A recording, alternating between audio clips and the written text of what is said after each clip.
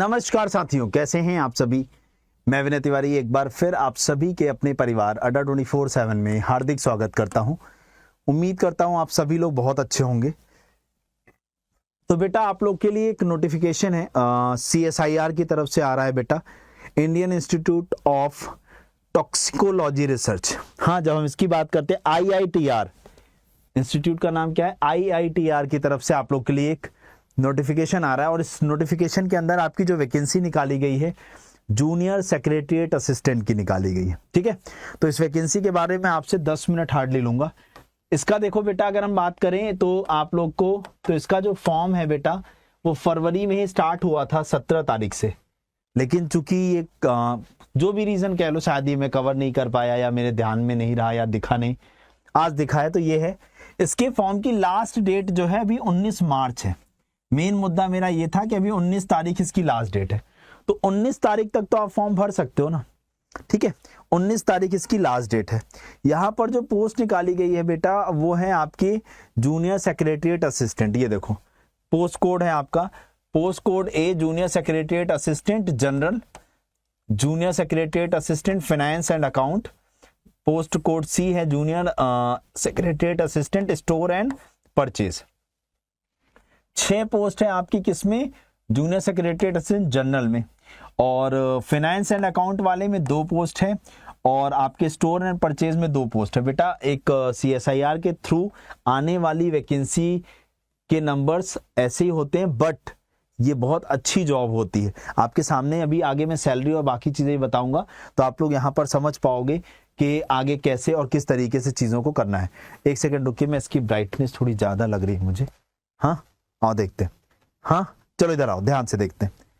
तो आगे आपसे यहाँ पर देखें तो मिनिमम क्वालिफिकेशन क्या है, मिनिमम एजुकेशनल क्वालिफिकेशन तो 10+2, यानी अगर आपने 12वीं का एग्जाम पास कर रखा है, क्या आपने अगर 12वीं का एग्जाम पास कर रखा है और आपको टाइपिंग आती है, और आपको क्या आती है बेटा, टाइपिंग आती है। टाइपिंग कैसे, 35 वर्ड पर मिनट इंग्लिश वालों के लिए, और हिंदी में जो करना चाहते हैं उनको 30 वर्ड पर मिनट। मतलब ऐसा नहीं कि आपको दोनों टाइपिंग करनी है, आपको दोनों में से कोई एक टाइपिंग करनी है, आपको दोनों में से कोई एक टाइपिंग करनी है, दोनों टाइपिंग आपको नहीं करनी है।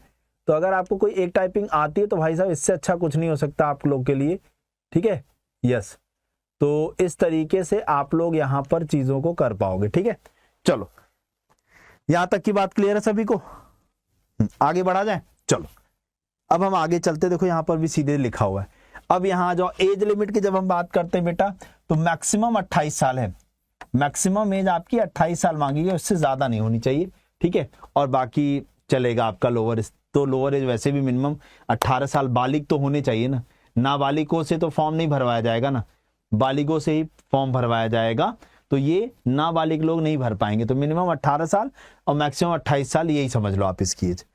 उसके बाद पे जो है या आपका क्या होगा यहाँ पर, तो देखो लेवल 2 का पे है यहाँ पर 7th पे कमीशन के हिसाब से अप्रोक्सीमेट 35,600 रुपए।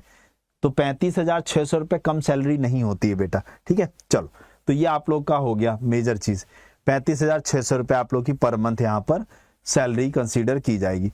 उसके बाद आ जाओ एज रिलैक्सेशन। आप लोग को बेटा जो मिनिमम 18 साल है, उसके अलावा जो OBC को 3 साल का एज रिलैक्सेशन मिलता है वो मिलेगा, SC ST को जो 5 साल का एज रिलैक्सेशन मिलता है वो एज इट इज मिलेगा यहाँ पर। ठीक है ना, चलो यहाँ पर एज रिलैक्सेशन जो जिस तरीके से मिलता है वो आपका यहाँ पर दिया जाएगा।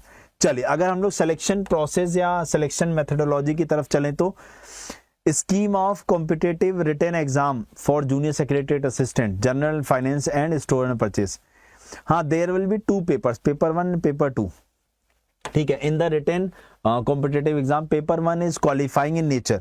देखो यहाँ 2 पेपर होंगे, जिसमें से पेपर 1 जो होगा वो क्वालिफाइंग नेचर का होगा, पेपर 1 जो होगा वो क्वालिफाइंग नेचर का होगा। ठीक है, अब यहाँ पर देखो paper 2 will be evaluated only for those candidate who secure the minimum threshold marks, यानी एक कट ऑफ रखा जाएगा पेपर 1 का, जो उसे पास करेगा उसी का पेपर 2 जो है वो इवेल्युएट किया जाएगा, मतलब उसी का पेपर 2 जो है वो चेक किया जाएगा। इन शॉर्ट नहीं बेटा कोई वो नहीं है, मैं आपको सब चीजें बताऊंगा, थोड़ा सा सब्र रखो, पहले एक बार सारा डिटेल बता लेने दो, उसके बाद बताता हूँ। ठीक है। तो जो आपका मोड ऑफ एग्जाम होगा वो ओएमआर बेस्ड या कंप्यूटर बेस्ड कैसे भी हो सकता है, अभी बताया नहीं है इन्होंने कि सीबीटी भी हो सकता है और ओएमआर बेस्ड भी हो सकता है। Medium of question, the question will be both English and Hindi language, यानी बाइलैंग्वेज पेपर होने वाला है।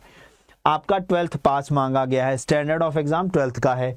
हाँ, टोटल नंबर ऑफ क्वेश्चंस 200 होंगे और टाइम कितना मिलेगा, 2 घंटे 30 मिनट का समय आपको यहाँ पर दिया जाएगा। ठीक है, अब आ जाओ, जो आपका पेपर 1 है वो क्या है बेटा, पेपर 1 जो है आपका मेंटल एबिलिटी टेस्ट है, जिसमें नंबर ऑफ क्वेश्चन 100 होंगे, 200 नंबर का होगा। There will be no negative marking in this paper, यानी जो आपका पेपर 1 है जो क्वालिफाइंग नेचर का है, इसमें कोई भी नेगेटिव मार्किंग नहीं है, जिसमें आपको 90 मिनट का समय मिलेगा, 100 क्वेश्चन करने होंगे, एक क्वेश्चन 2 नंबर का है। ठीक है, एक क्वेश्चन कितने नंबर का हो गया बेटा, 2 नंबर का हो गया। Got it my point. ठीक है, अब आ जाओ, जब पेपर 1 आप लोग की कट ऑफ बनाएगी, मान लो आपके 200 नंबर का पेपर था, 200 नंबर मान लो 150, 140, 120 नंबर कोई कट ऑफ रखी गई, जो उसको पास करेगा उसका फिर पेपर 2 चेक किया जाएगा।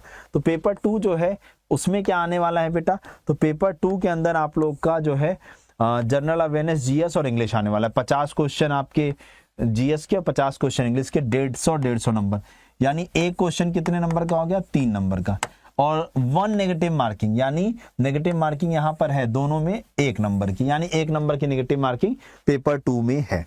ठीक है, तो अब यहां पर देखो, prepare of merit list, merit list will be prepared based on marks obtained in paper 2, paper 2 में जिनके मार्क्स आए होंगे उसी के हिसाब से मेरिट लिस्ट बनेगी।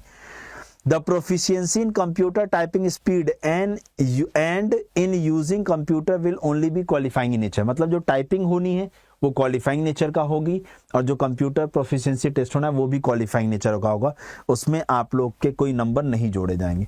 ठीक है ना, यहां तक की बात समझ में आ गई। चलो अब मैं आप लोग को लेकर चलता हूं और आगे देख लेता हूं कुछ हाउ टू अप्लाई। तो बेटा देखो, आप अप्लाई कहां से करोगे, तो ये देखो वेबसाइट है www.iitr.res.in, इस पर जाकर के आप यहां पर अप्लाई कर पाओगे। तो बेटा जाकर के इसको अप्लाई कर दो 19 मार्च से पहले, अभी आपके पास अच्छा खासा समय है यहां पर, इसीलिए मैंने आप लोग को यहां पर बताना जरूरी समझा। ठीक है, तो कुल मिला के मेजर इंफॉर्मेशन यही थी बेटा यहां पर, जो मैंने आप लोग को यहां पर प्रोवाइड कर दी है। मैं एक बार फिर से नजर मार लेता हूं। हाँ, एक फॉर्म फीस की प्रॉब्लम हो सकती है, तो यहां पर देखो बोला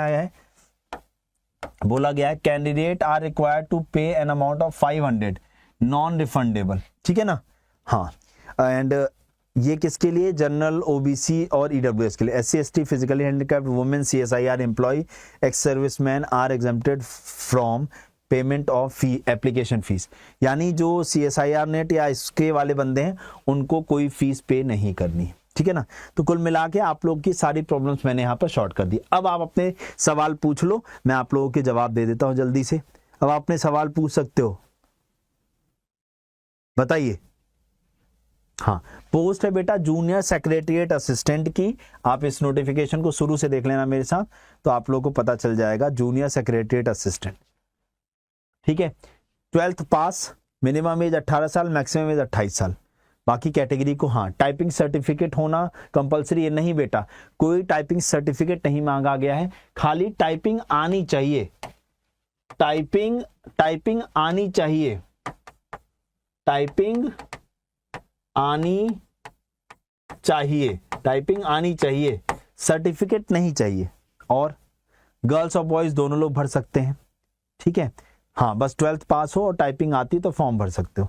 वैकेंसीज थोड़ी सी कम है बेटा, 6, 4, 10 वैकेंसी है बस, और इसमें आप लोग की जो ज्वाइनिंग होगी वो कहाँ होगी बेटा, लखनऊ में होगी। इसमें जो आपकी ज्वाइनिंग होगी वो कहां पर होगी बेटा, लखनऊ में होगी। ठीक है, हाँ, हाइट नहीं मांगी गई, हाइट से कोई मतलब नहीं है। ठीक है, हाँ, अभी पेपर कब होगा इसकी कोई डेट नहीं है, मैंने आपको सारा कुछ। टाइपिंग चाहिए, सर्टिफिकेट नहीं चाहिए, सर्टिफिकेट नहीं चाहिए। ठीक है, पैसे इतने ही मिलेंगे जैसा है। नेक्स्ट प्रमोशन नौकरी लगने के बाद होता है, पहले नौकरी तो ले लो। ठीक है, हाँ, सिलेबस बेटा वही जो आपके एसएससी में फॉलो किया जाता है। ओके, अब बेटा जूनियर सेक्रेटरीट असिस्टेंट का काम बेसिकली जो होता है वो क्लरिकल काम होता है, टाइपिंग वाइपिंग से related. Okay, thank you so much, bye bye, take care. 19 तारीख फॉर्म को भरने की लास्ट डेट है बेटा, 19 मार्च फॉर्म को भरने की आखिरी तारीख है ये। Okay, thank you. सभी लोग अपने कमेंट करके अपने डाउट्स को पूछ सकते हो अब जो भी बच्चों।